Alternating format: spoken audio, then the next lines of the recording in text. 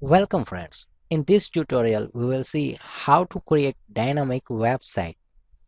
We have already created hello world example. So we have now a website which is already created. But now we are going to convert that website into dynamic website. Go to the Solution Explorer and click on default.xpx.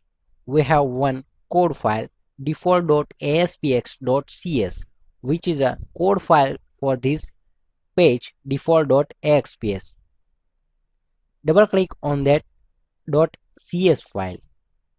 We can see one code is there in the .cs file. Now for creating a dynamic application, we now create one variable of protected type. After the data type, and we'll give message is equal to hello world. Means now message variable contains hello world. Now we want to display this dynamic variable in our web page. So in the source write less than character and percentage.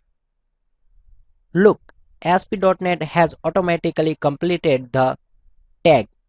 Now write is equal to and your variable name means message. IntelliSense will be displayed to select message.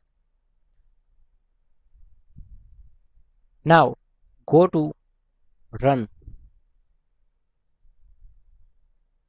Select run without debugging and press OK. We can see we have created the website which is a dynamic because we have passed the hello world dynamically at the coding time from the code. Thank you.